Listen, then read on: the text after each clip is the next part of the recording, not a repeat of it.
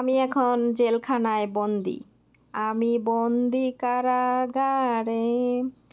তো এখন থেকে আমি হচ্ছি কারাগারে বন্দি থাকবো। আমি কি করব, কোথায় কি যাচ্ছি, সব কিছুই আমার এইখানে রেকর্ড হবে। আর আমি এটার মধ্যে এখন থেকে আমি বন্দি থাকবো।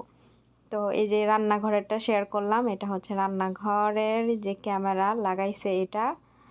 তো আমি এখন থেকে জেলখানায় বন্দি। এই যে ক্যামেরা লাগাইছে দেখেন, এই যে এখনো এটা চালু করে নাই, ওয়াইফাই দিয়ে কানেক্ট করতে হবে, এখনো করে নাই, জাস্ট সুইচ অন করে রাখছে। এটা হচ্ছে আমার, এই যে আমি কাপড় ধুই এই মেশিনের সামনে, যে মেশিন, আর ওই যে এটা ভিতরে যায় এই জায়গা দিয়ে। তো এই সোজাসুজি একটা লাগাইছে, এখানে আবার ফয়সাল বসে থাকে, এসা মেশিনে এই চাকা ঘুরায়, চাবি ঘুরায়। তো এখানে একটা লাগাইছে, আর একটা লাগাইছে কই দেখেন,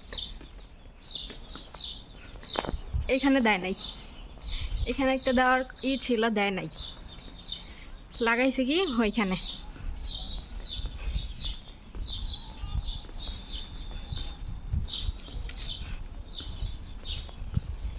এই যে এইখানে ক্যামেরা লাগাইছে, ঠিক আছে। তো এইখানে লাগাই লাভটা কি আমি বুঝি না। এই যে গাড়িটা, এই গাড়িটা দিয়ে তো ক্যামেরা ডাইকাই রয়েছে, তাহলে এইখানে ক্যামেরা লাগাই লাভ হইলো কি? এই গাড়িটা সবসময় এখানেই থাকে, তো গাড়ি দিয়ে যেহেতু ওই ক্যামেরা ডাইকা থাকে, তাহলে এখানে ক্যামেরা লাগাই কিনলে ফায়দা আছে। লাগাইবো এই সোজাসুজি, যাতে গেট থেকে সরাসরি কেউ ঢুকলে আসলে দেখা যায়, তাই না? এখানে না লাগাইয়া লাগাইছে এই কোনায়। যাই হোক, তো আরেকটা লাগাইছে হচ্ছে মানে ওইখান থেকে সোজাসুজি এইটুক দেখা যাবে, এদিক দিয়ে দেখা যাবে না। তো ফয়সাল তো এদিক দিয়েও খেলাধুলা করে, কি আর ক্যামেরা লাগাইলো তাইলে? ওই তো এদিক দিয়ে এসে দৌড়াদৌড়ি করে, এই জায়গায় কোনো ক্যামেরা নাই, এখানে কিছু নাই।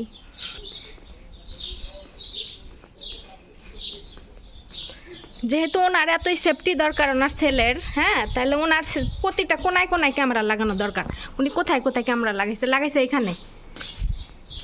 তো তারপরে তো বাইরে দেখাইলাম ওইখানে, আর লাগাইছে হয়েছে রান্নাঘরে, দেখেন এই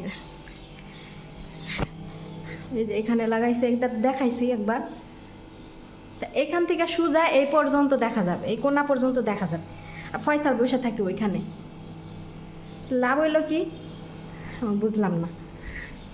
ক্যামেরা তো একদিকে দেখা যাবে, তাই না? এমন তো না যেটা ঘুরে সম্পূর্ণ দিকে দেখা যাবে, তা তো না। তারপর আরেকটা লাগাইছে এখানে দেখেন, এই যে সোজা, এই যে এটা এখানে লাগাইছে, মানে এখান থেকে এই এই সোজা লাস্ট মাথা পর্যন্ত সোজাটুকু দেখা যাবে, আর কিছুই না, ঠিক আছে। তো একটা, দুইটা, তিনটা, চারটা ক্যামেরা লাগাইছে, তাও রং সাইডে লাগাইছে। যেখানে লাগানোর কোনো দরকার ছিল না সেখানে লাগাইছে, যেখানে দরকার ছিল সেখানে লাগায় নাই। কি একটা অবস্থা!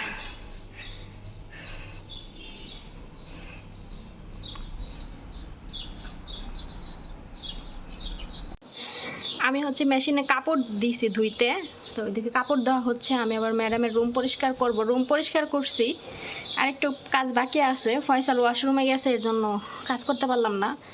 ও ওখান থেকে বের হইলে পরে আমি কাজ করব, এর জন্য আমি বাইরে এসে পড়ছি। তো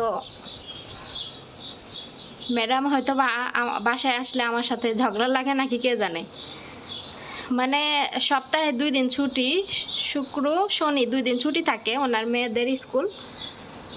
ওনার বড় মেয়ে কি করে, বৃহস্পতিবার একটা বরকা পরে, শুক্রবার আরেকটা পরে, শনিবার আরেকটা পরে, 3 দিনে 3টা বরকা পরে, ঠিক আছে।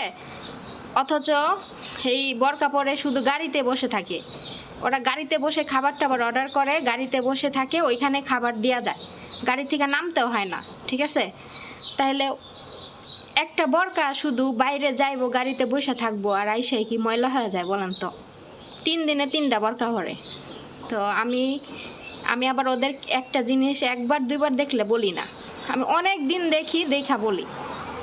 তো আজকে আমি বলছি মানে ম্যাডামরা বের হয়ে গেছে, দেখি যে একটা বোরকা হচ্ছে গতকালকে পড়ছে আর আজকে পড়ছে আরেকটা। ওরে আমি দেখি আমি বলতাছি যে বোরকা কি একবার পরলেই কি ময়লা হয়? এগুলো আমার ধুইয়া আয়রন করতে এখন তো ধুইতে সমস্যা নাই, অটো মেশিন দিয়ে ধুইতে সমস্যা নাই, কিন্তু এই কাপড়গুলো যে আমার আয়রন করতে হয় তাহলে এগুলো আমার কষ্ট হয় না। যে রুমে আয়রন করি ওই রুমে নাই হচ্ছে একটা এসি। এই ওমানের যে ঠাডা পড়া গরমে আরও আয়রন করতে আয়রন হইলো গরম, তারপরে এমনি আরও গরম, তো দুই গরম একসাথে আমার শরীর দেখ ঘাম চুয়ে চুয়ে পড়ে। তাহলে হচ্ছে আমার ধুইতে তো সমস্যা নাই এখন অটো মেশিন, কিন্তু আয়রন করতেই তো সমস্যা, তাই না? তো আমি বলছি যে আমার আর কি এগুলো আয়রন করতে কষ্ট হয় না, একটা বোরকা এইভাবে একবার পইরা রাইখা দিলে এটা আর যদি আমি নাও ধুইয়া ওইখানে ঝুলানোই থাকে, ও দ্বিতীয়বার আর ওইটা ধরবো না পরবো না, আরেকটা নিয়ে পরবো, এরকম করব। মানে দিনে একবার করে একটা বোরকা পরে কেউ, কত বড় জমিদার দেখেন। তো এই কথা বলছি, ও কিছু বলে না, গেছে গা। আমি সুন্দর করে বলছি। তারপরে এই কথা হয়তো বা গাড়িতে গিয়ে ম্যাডামকে বলবে, ম্যাডামে আবার আইসা আমার সাথে হয়তো বা এটা নিয়ে কিছু বলতে পারে। এখন বললে সমস্যা নাই, আমিও কথা করে রাখছি, বুঝছেন? হ্যাঁ, মেঝুমে আর ছোটো মেয়ে কী করে, আলমারির থেকে অনেকগুলো কাপড় চোপড় বাইর করে পরে এলো একটা, আর বাকি কাপড় চোপড় আলমারিতে না রাখে হইলো কাপড় চোপড় ধোয়ার ঝুড়িতে। এগুলা করে প্রতিদিন আমার 2 রুমে 2 ঝুড়ি করে কাপড় ধুইতে হয় আর 1 ঝুড়ি করে আয়রন করতে হয় প্রত্যেক দিন। এমন কোনো দিন নাই যে আমি ধুই না। এই যে আজকে সকালে কাপড় ধুই নাই, এখন বিকালে এখন ধুইতাছি, এমন একটা দিন বাদ নাই না যে আমি কাপড় চোপড় ধুই না, আয়রন করি না, ঠিক আছে? যাই হোক, এটা গেল একটা। হ্যাঁ, বড় মেয়ে মেঝু মেয়ে 2 রুমে 2 জনে পড়ছে সারাদিন। বড়টা কী করছে, চিপস চকলেট এগুলা খাইয়া পানির বোতল খাটের চিপা দিয়ে ফালাই থিয়ে দিছে, অথচ ময়লার বক্স খালি, ময়লার বক্সে বক্স নাই, ময়লা নাই। আমি আপনাদেরকে দেখাইতাছি, আপনারা নিজের চোখে দেখেন। তো এই রুমে হলো হেরমে ঝুমে পড়ে, এই দেখেন বই এখানে ছড়াই ছিটায় রাখছে, এখানেও। তারপরে এই যে ল্যাপটপ এগুলা এইভাবেই থাকবো, উঠাইবো না। ওরা কালকে সকালে স্কুলে যাবো, এগুলো এইভাবেই থাকবো। এগুলো আমি গুছামো, তারপরে গুছাইবো, নাহলে এগুলো এইভাবেই থাকবো। কে তোর পড়াশোনা শেষ, তোর বই তুই গুছাই রেখা দে না, গুছাইবো না, এইভাবেই থাকবো এগুলা। ওই যে দেখেন চিপস খাইছে, চকলেট খাইছে, এগুলো পানির বোতল এই দিক দিয়ে ফালাই থুয়ে দিছে। এই রুমে ময়লার বক্স নাই, ঠিক আছে? খাওয়া শেষ উইঠা যাবি, হাতে করে ময়লা ডিনে বক্সে ফালাই দে, না দিব না, ওই ডোম নেই থাকবো। ওগুলো কালকে সকালে আমি পরিষ্কার করুম। আমি এখন গরমর পরিষ্কার করছি, আমি এগুলো পরিষ্কার করি নাই, কারণ আমার ম্যাডাম আইসা যদি আমার মেয়ের ওই বরকা নিয়ে যদি কিছু বলে, আমি হ্যারে ডাইকে না দেখাবো। মেয়েরা তো ছোটো না, তাহলে এগুলো কেন করে? যাই হোক, এই রুম গেল একটা। আর বড়টা রুম দেখাই, বড়টা এই যে এখানে পড়ছে, ঠিক আছে? এখানে পড়ছে, এই যে খাটের মাঝখানে যে ফাঁকা জায়গা না, এই দেখেন আমি ইনস্ট্যান্ট দেখাই, দেখেন এই যে চিপস, পানির বোতল, তারপরে চকলেটের প্যাকেট, দেখছেন? এগুলা এই চিপা দিয়া শুধু যে আজকে ফালায় তা না, প্রত্যেকটা দিন এদিক দিয়ে ফালায় রাখে। তা আমি ঘর পরিষ্কার করছি, এই জায়গা আমি ধরি নাই। ম্যাডাম আইসা আমার কিছু বলবো, আমি ডাইকাই না হেরে, আমি একদম প্রমাণসহ দেখামো, এর জন্য আমি গুছাই নাই। হে দেখেন ময়লার এই বক্স খালি, ফয়সাল মালটা খাইছে, ওইটা ফালাইছে ফয়সাল, আর আমি এই যে ঘর পরিষ্কার করে পানির বোতলটা এনে ফালাইছি, ঠিক আছে? এই তো আমি ওগুলা ধরি নাই, ওগুলা ম্যাডাম আসবো, আইসা আমার যদি কিছু জিজ্ঞাসা করে বরকা নিয়া যে হ্যাঁ মেয়েরে কী বলছি, তাহলে আমি একদম ইনস্ট্যান্ট আমি হচ্ছে তারে দেখামো প্রমাণ সহজে। হ্যাঁ, 17 বছরের মেয়ে 16 বছরের মেয়ে এগুলা করে, ঠিক আছে? আর মেঝোডাব এগুলা করে, আমি দেখামো, এর জন্য পরিষ্কার করি নাই। উনি যে উনি স্কুলের একজন টিচার, ঠিক আছে? তো উনি আরবি ক্লাস করায়, তো উনি তো ওনার মেয়েদেরকে কোনো সামাজিক শিক্ষাই দেয় নাই, যে একজন মানুষের কিভাবে নিজের যত্ন নিজে করতে হয়, কিভাবে নিজে পরিপাটি হয়ে থাকতে হয়, কিংবা কিভাবে খাওয়া দাওয়া করে জিনিসটা ময়লার জায়গায় ময়লা ফেলতে হয়, এই পারিবারিক শিক্ষাটাও তো ওনার মেয়েদেরকে দেয় নাই। তাহলে উনি কিসের টিচারি করে স্কুলে? নিজের সন্তানকে তো শিক্ষা দেয় নাই, তাহলে স্কুলে অন্য মেয়েদেরকে কিভাবে পড়ায়? আমি বুঝি না এটা। ঠিক আছে, গতকালকে সমুদ্রের পাড়ে গেছে, আপনারা তো এই ভিডিও দেখছেন, আমাকে নিয়ে গেছে, হ্যাঁ ছোট বাচ্চাকে রেখে গেছে 2 মেয়ের কাছে, ফয়সাল, আমি, ছোট মেয়ে আর ম্যাডাম, এই 4 জনে গেছি, আর মেঝুটা আর বড়টা এই 2টার কাছে, আর ছেলের পিচ্ছিটারে রেখে গেছে। ফিটারে দুধ বানাই দিয়ে গেছে, ও দুধ খাইছে। তো ওইখান থেকে আসার পরে আমি ঘরের সব কাজকর্ম করছি।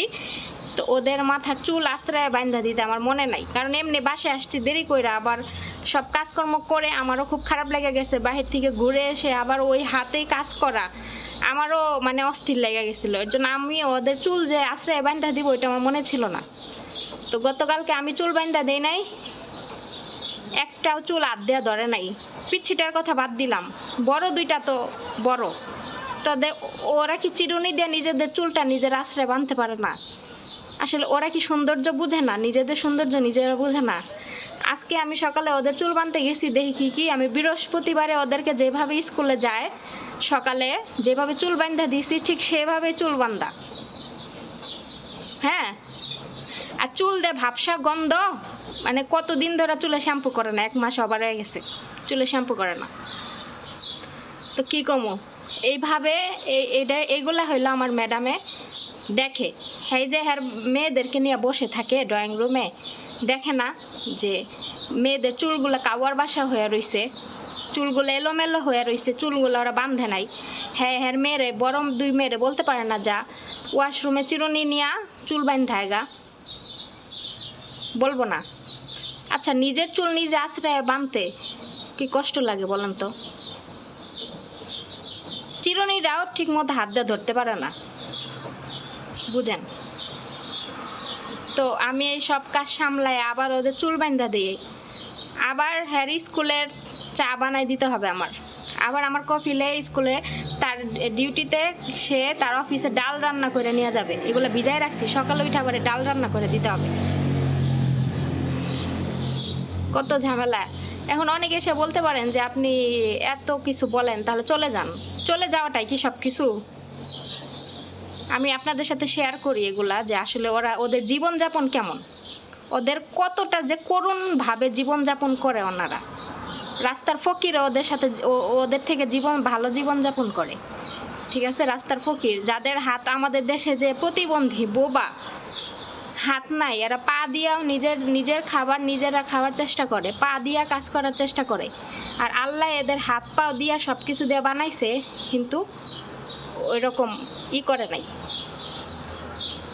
তো যাই হোক, আর কথা না বাড়াই, ফয়সাল হয়তো ওয়াশরুম থেকে বের হইছে, কাজটা শেষ করে আসি। এটা দেখাতে ভুলে গেছি, এই যে দেখেন, এই ড্রয়িং রুম একটা, এই যে এখানে ফয়সাল বসে থাকে, এখানে ড্রয়িং রুম, এখানে একটা দিছে ক্যামেরা।